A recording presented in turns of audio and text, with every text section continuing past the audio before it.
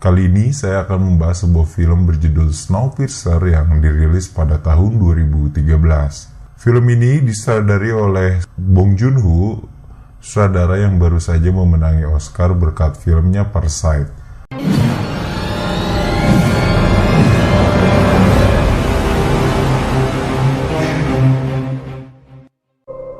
Film ini bercerita di mana manusia sudah hampir semuanya punah.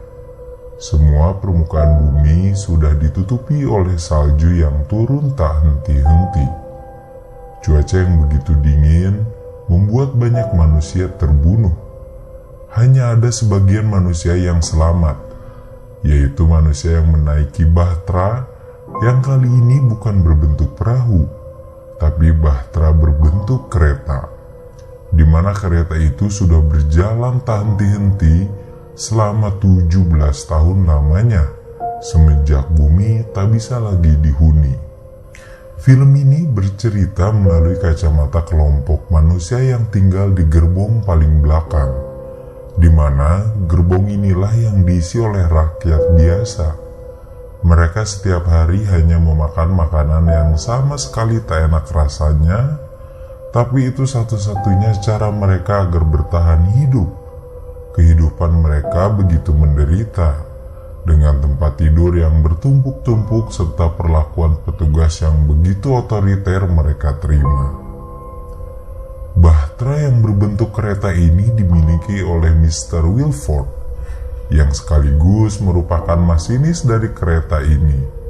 Orang-orang yang diam di gerbong paling belakang ini belum pernah sekalipun bertemu dengan Mr. Wilford, karena mereka memang tak diizinkan untuk berpindah ke gerbong depan.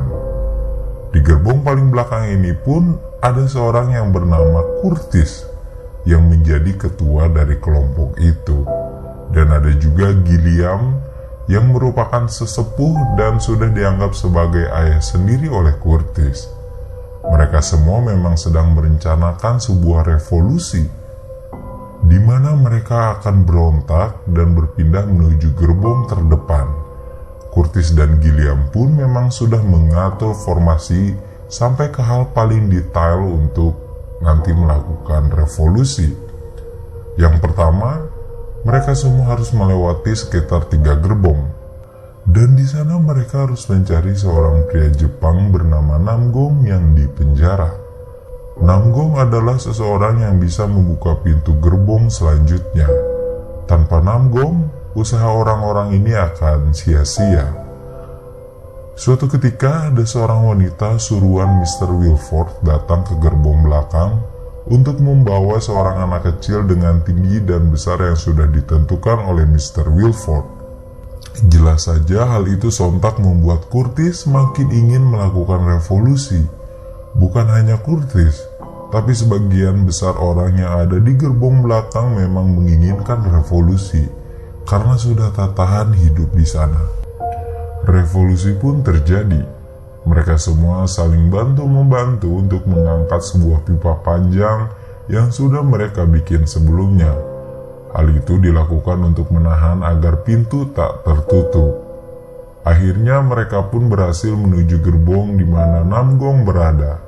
Di dalam penjara itu ternyata Namgong tak sendiri.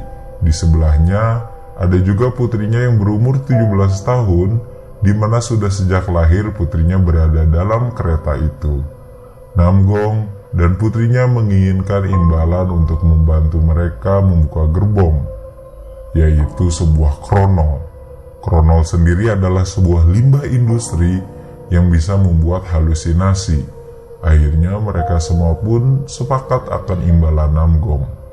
Pintu gerbong pertama Namgong buka, tapi di sana tak ada siapapun. Orang-orang sudah melarikan diri ke depan. Tak lama kemudian sinar matahari dari luar masuk ke dalam bahtera kereta itu melalui jendela. Di luar sana, mereka semua melihat keadaan daratan yang sudah lama mereka tak lihat. Di luar masih beku. Salju masih saja terus turun menutupi semuanya. Tak ada yang tersisa di sana. Hanya sebuah beberapa tanda di mana manusia pernah hidup. Gerbong selanjutnya akan dibuka. Tak lupa Kronol Curtis berikan kepada Namgong dan anaknya. gerbong itu ternyata tempat di mana makanan yang setiap hari mereka makan diproduksi. Ternyata makanan itu berasal dari sampah dan sebagian ikan busuk yang kembali diolah. Jelas hal itu membuat Curtis makin murka akan apa yang terjadi. Sekarang mari kita melihat gerbong selanjutnya. Cukup lama Namgong mencoba membuka pintunya, tapi tetap saja tak terbuka. Saat sudah terbuka, ternyata di sana sudah ada banyak orang lengkap dengan senjatanya masing-masing. Di belakangnya ada wanita yang memerintahkan itu. Wanita itu bernama Mason. Baku hantam pun dimulai. Saat semua telah usai, Mason berhasil disandra oleh Curtis dan berjanji akan membantu Curtis dan yang lainnya untuk menuju gerbong terdepan, di mana Mr. Wilford berada. Kemudian perjalanan kembali dimulai. Tak semua orang ikut untuk maju ke gerbong depan, hanya beberapa orang saja. Saat pintu dibuka, sekarang kita akan diperlihatkan bagaimana di gerbong itu penuh dengan tanaman hijau. Keadaan di sana begitu jauh berbeda dengan gerbong tempat Curtis dan kaumnya berada. Mereka semua keheranan. Ini adalah pertama kalinya untuk mereka melihat tanaman lagi semenjak bumi dilanda kepunahan. Gerbong selanjutnya, kita akan melihat sebuah akuarium besar layaknya SeaWorld di Taman Impian Jaya Ancol. Tapi ini di dalam kereta. Mereka semua terpesona dengan apa yang mereka lihat. Di sana ada sebuah restoran kecil yang buka hanya setahun 2 kali dan hanya menghidangkan sushi. Untuk pertama kalinya akhirnya mereka memakan makanan yang begitu enak. Di depannya ada jendela, di sana terlihat jelas bagaimana keadaan daratan yang begitu lumpuh total.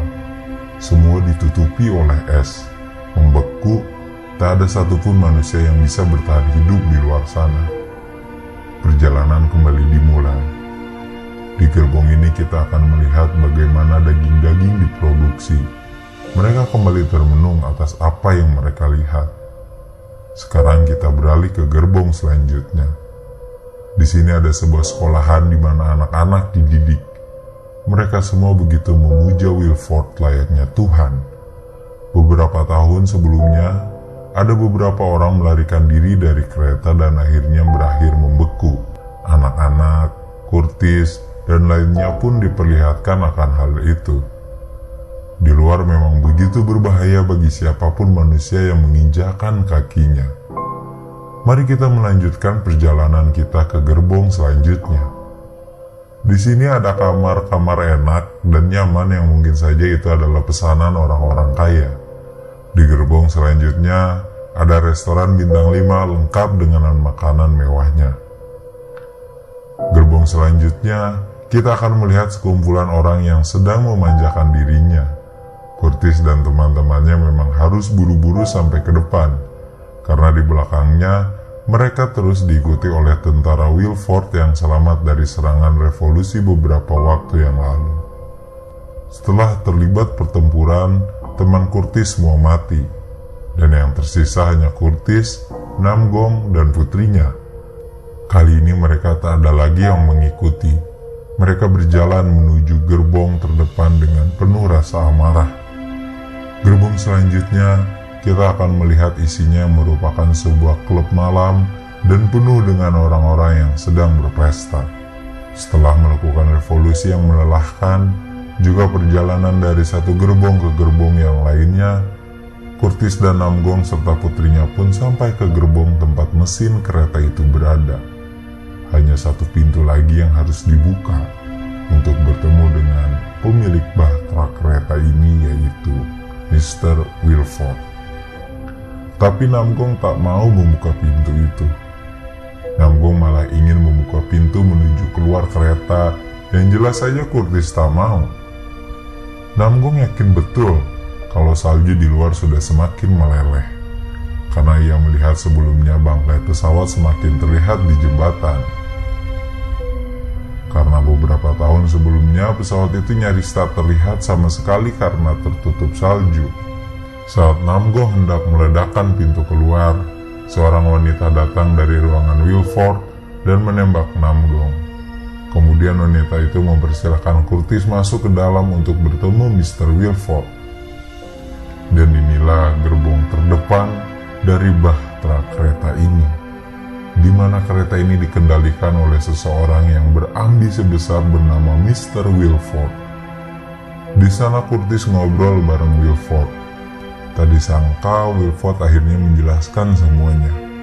Revolusi yang memang dilakukan oleh Curtis dan kaumnya itu adalah rencana Mr. Wilford bersama temannya yang berada di gerbong paling belakang yang hidup bersama Curtis, yaitu Gilliam. Selama ini Gilliam dan Wilford saling bekerja sama untuk menjaga kestabilan kereta. Curtis pun memang diharapkan agar bisa menjadi penerus Wilford untuk terus membuat kereta ini berjalan. Tapi sayang, Curtis tak menginginkan hal itu. Di bawah lantai, akhirnya Curtis menemukan seorang anak temannya yang diambil paksa beberapa waktu yang lalu itu. Curtis pun menyelamatkan anak itu, dan kemudian Namgong meledakkan bahtera kereta ini. Tapi sayang, pintu gerbong paling depan ini rusak dan tak bisa ditutup.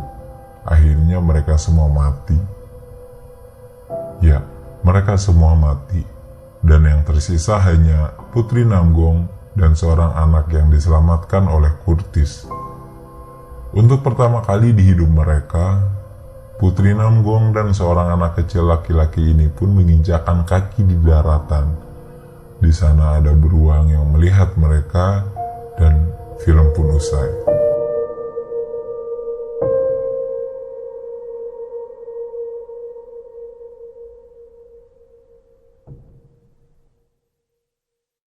Sebenarnya endingnya agak bikin bete juga ya, karena gak ngejelasin apa-apa. Atau mungkin beruang itu bisa jadi suatu simbol yang harus dipecahkan. Yang saya pikirin sih ada dua kemungkinan, antara beruang itu simbol kalau makhluk hidup sudah bisa menjalankan kehidupan lagi di bumi karena salju mulai menipis dan cuaca sudah tak begitu dingin, atau mungkin juga beruang ini malah merupakan simbol di mana Putri Namgong dan anak kecil ini bakal dimakan hidup-hidup. Lalu kemudian hal itu membuat keseluruhan manusia sudah tak ada yang tersisa satupun di muka bumi. Nah, itu dia keseluruhan alur cerita film Snowpiercer.